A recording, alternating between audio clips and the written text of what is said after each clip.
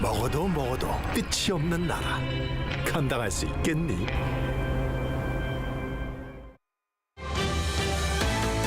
These are the headlines that we're following at this hour.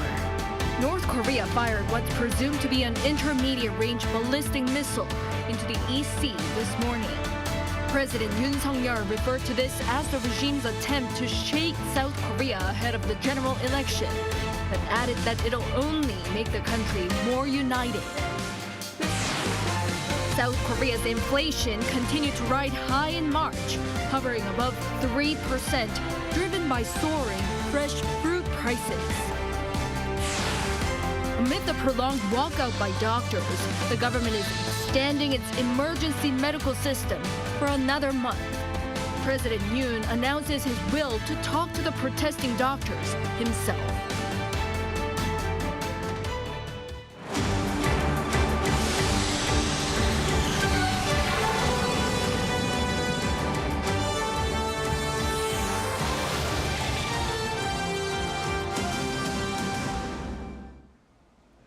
Good evening. It's 9 p.m. here in Seoul. Thank you for joining us on Arirang News. We start with North Korea's third ballistic missile launch of the year. This morning, Pyongyang fired what it appears to be a hypersonic intermediate-range ballistic missile into the sea off its east coast. President Yoon says this latest launch is aimed at shaking South Korea ahead of the general election, adding that it'll only bring the country closer together. Our defense correspondent Choi Min-jung leads us off. North Korea launched an apparent intermediate-range ballistic missile into the East Sea on Tuesday morning. Seoul's Joint Chiefs of Staff detected the missile at around 6:53 a.m., launched toward the East Sea from the Pyongyang area. It traveled around 600 kilometers, shorter than average for an IRBM, which normally flies between 3,000 to 5,000 kilometers. However, a military official said due to its high speed, Tuesday's missile is likely a hypersonic intermediate-range class ballistic missile. North Korea previously test-fired a solid-fuel hypersonic IRBM in January. And last month, the regime claimed success in a ground test of a solid-fuel engine for a new medium to long-range hypersonic missile. Military officials said Tuesday's launch appears to be an upgrade from January's test firing, as they spotted enhanced missile capabilities with the newly tested solid-fuel engine. The latest launch is believed to be related to the solid-fuel engine ground test that North Korea publicly revealed in March. Hypersonic missiles are designed to travel at more than 5 times the speed of sound and often maneuver at relatively low altitudes, making them harder to detect and intercept. IRBMs are weapon systems capable of targeting U.S. military bases in Guam or Japan. Referring to the launch at a cabinet meeting on Tuesday, President Yoon said North Korea's attempts to divide the nation and interfere with the upcoming general election set for next week will only make South Korea unite more tightly. North Korea has previously staged provocations before general elections in South Korea. 이러한 도발은 우리 국민들의 마음을 더 단단히 하나로 묶을 뿐입니다. 우리 군은 북한의 추가 도발에 대비해 만반의 안보 태세를 유지하기 바랍니다. South Korea's military said it is closely cooperating with the U.S. and Japan to maintain a full readiness stance. The nuclear envoys of Seoul, Washington, and Tokyo also condemned North Korea for its recent missile test and agreed to continue close cooperation to curb Pyongyang's threats ahead of the upcoming election. Choi Min-jung, Arirang News. Following the North's missile launch, South Korea, the U.S., and Japan conducted a trilateral air drill involving the United States B-52 strategic bomber. Seoul's Defense Ministry on Tuesday said this year's first trilateral air drill took place over waters southeast of Jeju Island. The training was designed to improve deterrence and response capabilities against North Korea's evolving nuclear and missile threats. Seoul's F-15K fighters and Tokyo's F-2s also participated in the training.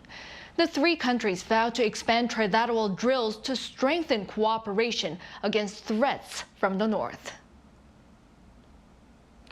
In the meantime, South Korea has imposed another round of sanctions against the North, targeting Russian vessels that are allegedly involved in the illicit weapons transfers to North Korea.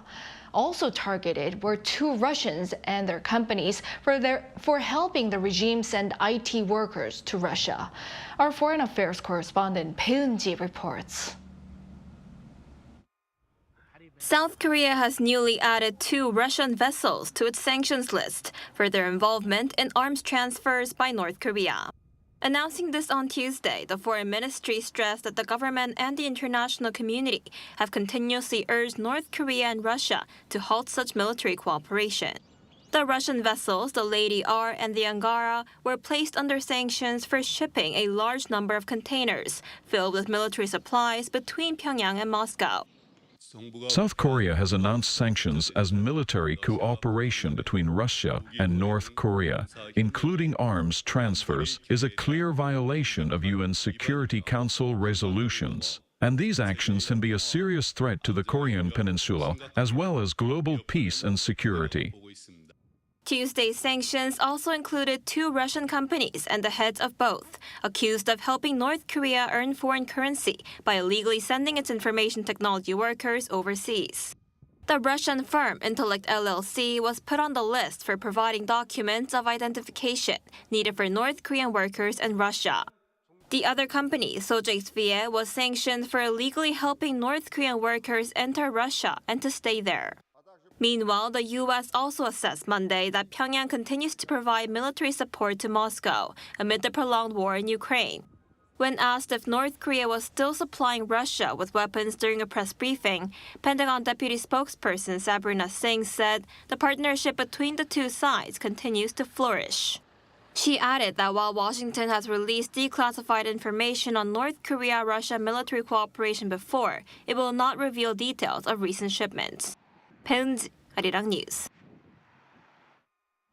In other news, South Korea's consumer price index accelerated 3.1% on-year in March amid soaring costs of fresh fruits. Our Moon Hae-ryung reports. Inflation in South Korea has continued to hover in the 3% range for 2 consecutive months on the back of high prices of fresh fruit.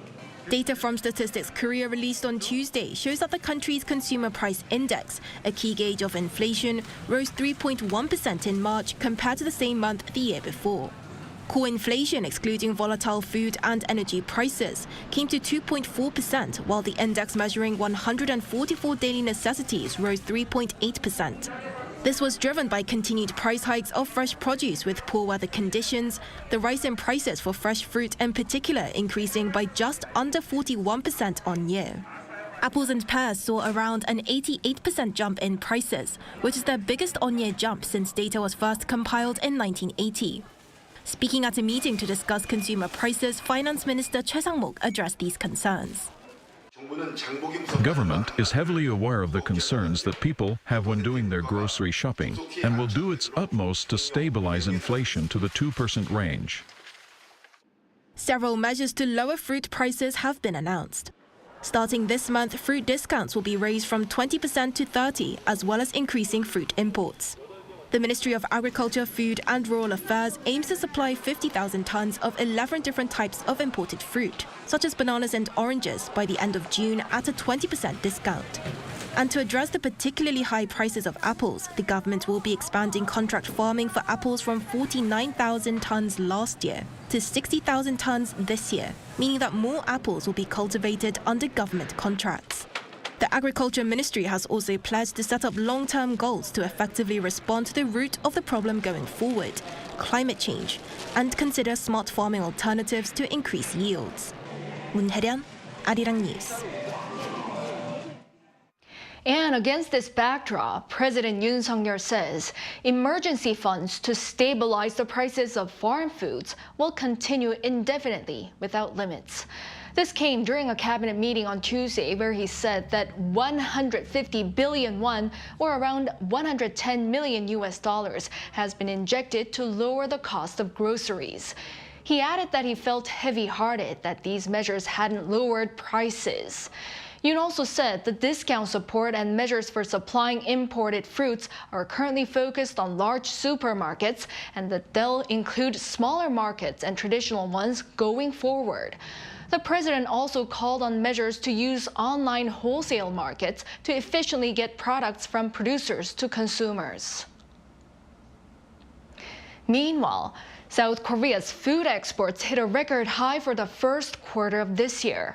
Data from the Agriculture and Food Ministry on Tuesday showed that the value of these exports reached over $2.2 billion, which is up more than 3% compared to the year before.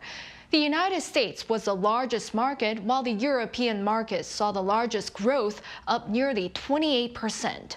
The ministry attributed the hike to an increase in popularity of Korean content, such as dramas that feature food items like ramyeon. The government has decided 240 measures as a result of the 24 policy discussions with citizens this year.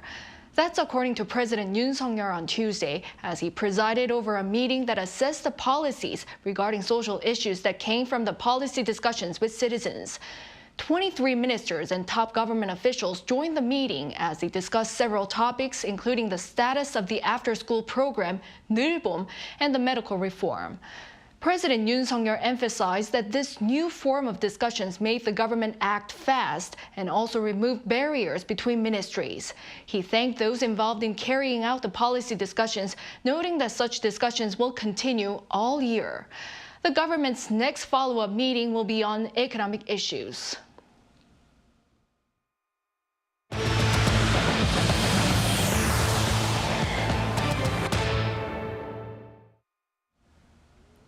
Amid prolonged disruptions over medical reform, the government has extended its emergency medical system for 1 more month, urging doctors once again to engage in dialogue and come up with reasonable proposals. Our Choi Soo-hyung has the latest.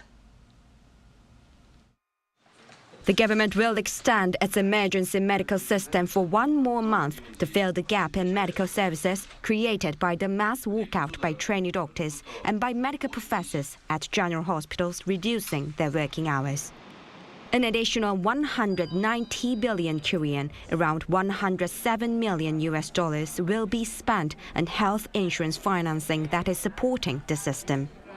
The government has also decided to provide an additional 150% as funding to hospitals running critical care and emergency room services.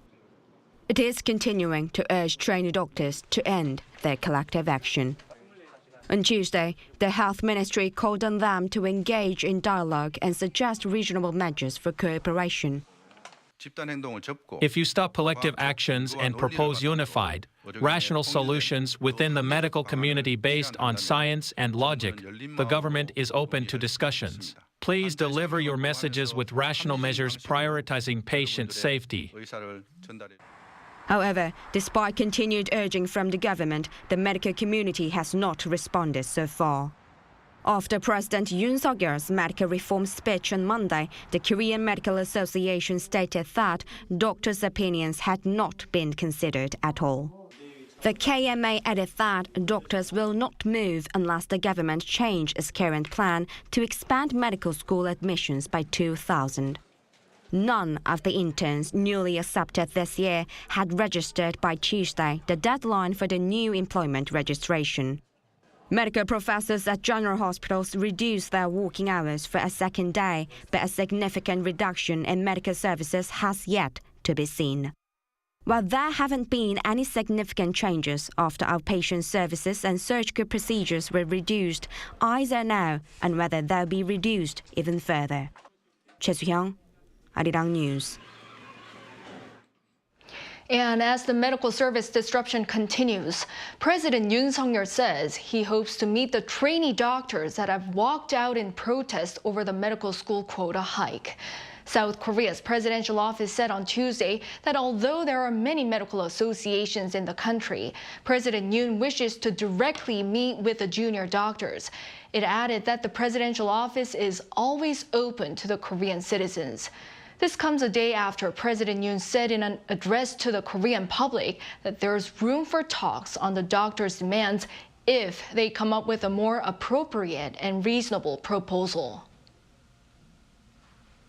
Shifting gears, The 4-day voting period for the 22nd general election for those aboard ships began today. From Navy personnel to those aboard fishing trawlers, more than 2,000 people are eligible to vote from ships out at sea. The ballots will reach the National Election Commission by fax. Meanwhile, the regular voting period for people overseas has ended in all regions around the world. According to the NEC on Tuesday, nearly 93,000 people, or over 62% of all eligible overseas voters, have cast their ballots. This is the highest turnout rate for a general election since voting outside the country was introduced in 2012. The 2024 edition report by the U.S. Trade Representative has criticized South Korean bills that mandate foreign content providers to pay network usage fees. Our Park Gun-woo tells us more. The U.S. Trade Representative on its 2024 National Trade Estimate Report on Foreign Trade Barriers, released on Friday, has continued raising issues on pending South Korean bills, calling on foreign online content providers to pay network usage fees. Calling the bills anti-competitive, the report said the National Assembly has been proposing the legislative measures since 2021. The report also said the network usage fees U.S. content providers would have to pay will be profiting the Korean competitors, especially some Korean internet service providers, including SK Broadband, KT, and LG U+, which are also content providers. The bills would also strengthen their grip on the market. Some U.S. companies opposed the measures, even going for litigation. Twitch, Amazon's streaming platform, suspended its service in Korea at the end of February. In the report, USTR also raised issue with Korea's restrictions on agricultural biotechnology, delaying the approval of new tech products. But the length of this year's report dealing with Korea was 2 pages shorter than of last year's and 18% shorter overall. In the foreword, there was a sentence that didn't appear last year, that each trading partner has a sovereign right to adopt measures in furtherance of legitimate public purposes. U.S. Chamber of Commerce Senior Vice President and Head of International John Murphy said in a statement that there's the risk of giving the green light to other foreign governments to raise barriers against U.S. exports or otherwise discriminate against U.S. companies. Park Gun-woo, Arirang News. Elsewhere, Iran claims an Israeli attack on its embassy in Syria killed a top commander and has thus affirmed its right to retaliate. Lee Seung-jae reports. In what may further escalate the already tense situation in the Middle East, Iran says Israel is responsible for bombing its embassy in Syria. According to local media, the Iranian embassy in Damascus was bombed with Israeli warplanes, suspected of being responsible. Tehran claimed that the attack killed 7 military advisors, including 3 senior commanders. However, Israel has not claimed a responsibility for the attack, with an Israeli military spokesman only saying that it does not comment on reports in the foreign media. The Syrian foreign minister and an interior minister were at the scene in the aftermath of the attack, both condemning what they called a terrorist attack that killed innocent people. In response to the consulate bombing, Iranian Foreign Ministry spokesman Nasser Kanani said Tehran preserves the right to respond to the Damascus consulate attack. He added that Iran will decide later how to respond and punish the aggressor. Iran's top diplomat Hossein Amir Abdollahian earlier pointed to Israel as being the mastermind behind the attack and said the attack violated all international agreements. Since October 7th last year, when armed conflict between Israel and Hamas began, Israel has targeted military installations belonging to Iran and those of its proxies in Syria. Monday's attack would mark the first Israel attack on an embassy compound since the conflict began. Lee Seung-jae, Arirang News. In other news, these days, workplaces are undergoing changes, as some call the trend Office Big Bang era. Jumping on this trend, Korea's Jeju Island recently introduced a new type of office culture. Our culture correspondent Song Yu-jin reports on what that is. It's a typical workday on Jeju Island. Inside the 7-story building in Jeju City, Kim Sung-wook is busy at work. Kim works for the Jeju provincial government, but today, instead of heading to the government complex, he's here at a second office. So this is a 소통 center or communication center in Jeju City. So here, people can read books and try out a wide range of cultural activities like carpentry and cooking, but for some, this is another office. Kim is among the more than 60 participants in the Jeju Special Self-Governing Province's Another Office project. In March, Jeju became the first local government in Korea to launch this initiative. The office environment has a profound impact on human behavior, cognition, and psychology. Yet, the public sector tends to be rigid, making it challenging to foster cognitive flexibility and creativity. So we started exploring alternative office spaces outside. Currently, there are 13 of these offices across the island, 8 in Jeju City and 5 in Seogwipo City. About 800 level 6 or below Jeju government employees are eligible to apply. They just have to select a date and location and sign up a week before. For them, it's an opportunity to enhance their work efficiency, which is why Kim Sung-wook has already used the program 3 times. Tasks like documenting last year's work require my full attention. In the office, I sometimes spend the whole day on something that could be done in 1 or 2 hours. Especially when my boss calls, I help out colleagues or receive multiple phone calls. So I saw another office as the perfect solution for staying focused. Communicating with my colleagues is not a problem as I can do so via phone, video calls, and online messaging. For the government, there is no financial burden as all of these offices are public or government-owned buildings. While Jeju is the only region that has adopted this system so far, this reflects a growing trend in Korea's workplace culture. After COVID, many companies have adopted remote working or working outside traditional office settings. Local governments, particularly outside the major cities, see this trend as a way to attract talent and boost their economies. Throughout the year, Jeju plans to open up more workspaces and expand participation so that more people can have their own another office. 송유진, 아리랑 뉴스, 제주.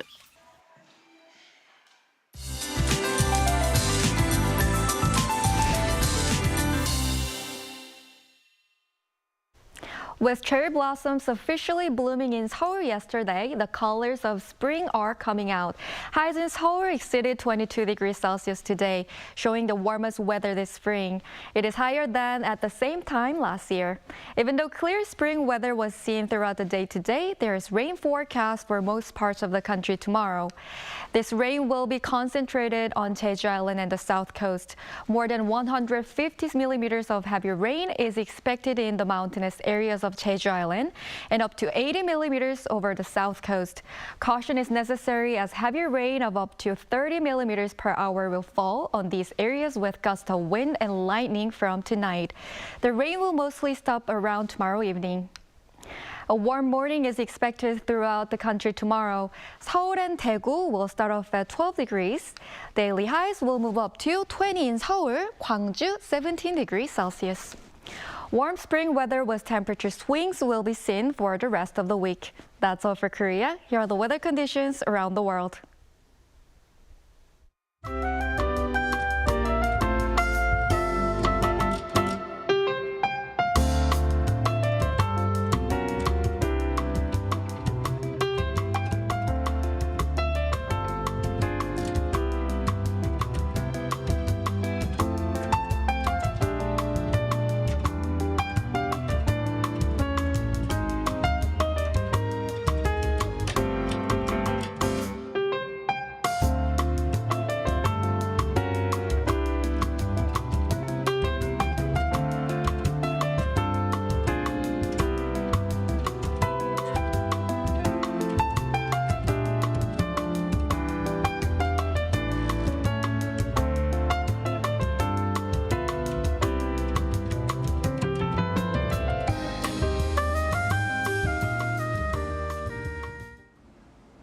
Well, that is all for this newscast. Thank you for watching. We'll be back at 10 p.m. with the AI headline news. Good night.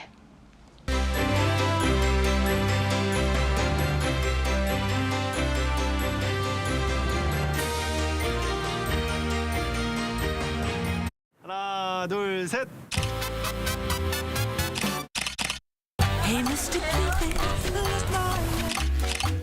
Make sure you listen to what I say. I may be stupid or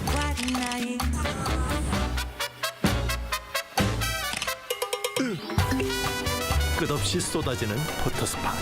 휴대폰 한 대로 감당할 수 있겠니?